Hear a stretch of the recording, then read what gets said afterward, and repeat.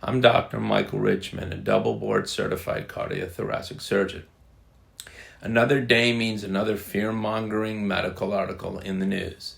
These medical arteries cause so much confusion in average people, and even well-educated professionals, including doctors, have a difficult time trying to figure out what the published article says or what the, quote, magazine medical article really says.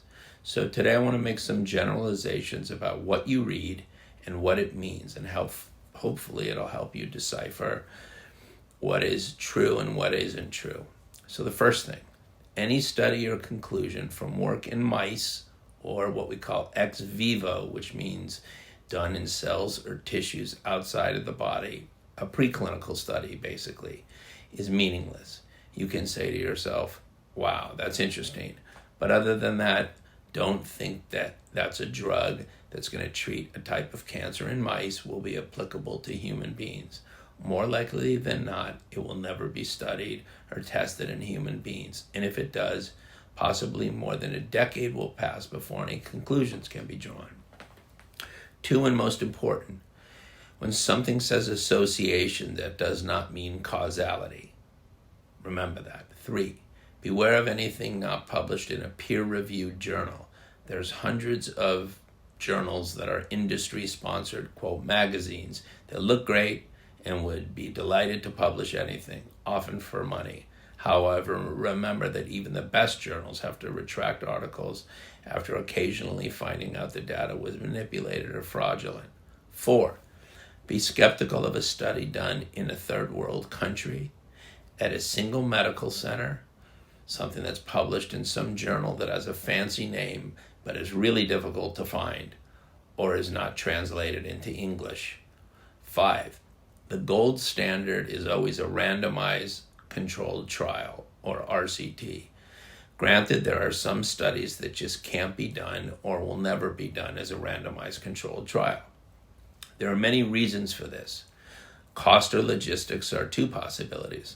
Also, you really can't do a randomized controlled trial when one group will be denied a life-saving drug or a proven cancer drug while the other group does not get it.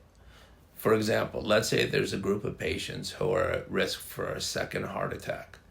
Drug A is a cholesterol-lowering medicine that is proven to reduce cardiovascular events for the second time, and it is used now as the, quote, standard of care. Now there's a new drug, drug B, that has shown great results in lowering cholesterol, but there's no data that it'll show it will reduce second heart attacks. This will not be done, a study like this comparing these 2 types of drugs. It's simply not ethical to deny one group of patients a drug which works and may prolong their life, and then a study that hasn't been shown anything other than lowering cholesterol.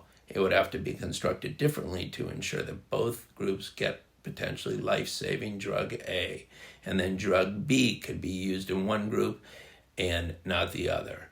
This is just an example. 6, a retrospective study is generally meaningless. Let me tell you how it's done in the real world. Prior to electronic medical records, some doctor or researcher needs to add something to their curriculum vitae, which is known as a resume. So then they figure out how they're going to get cheap labor. And we have medical students and residents. We have them scour the records department and look for charts. And they were assigned to find a word, a keyword, or a thought. Then they collect the data, and a statistician plays with the data, and a paper is generated. How do I know this, you may ask? Because I was a medical student once and a resident. And I can assure you, when you see the word consecutive in reference to reviewing the charts of 100 consecutive patients, for example, that's a lie.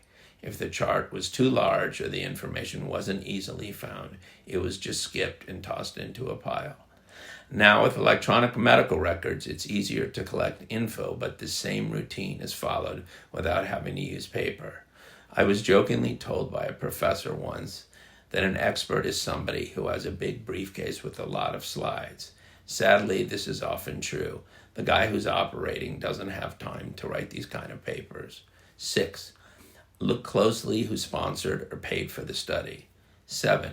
If something is not published in a journal, it is just a news story. It is just that, a story.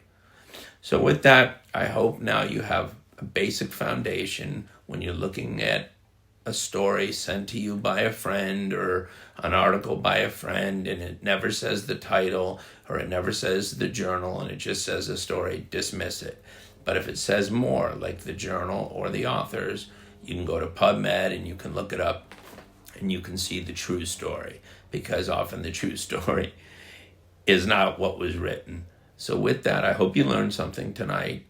I hope this makes you a little bit smarter, and I appreciate you listening. And for more information, you can go to my website at www.paladinmds.com. And again, thank you for listening.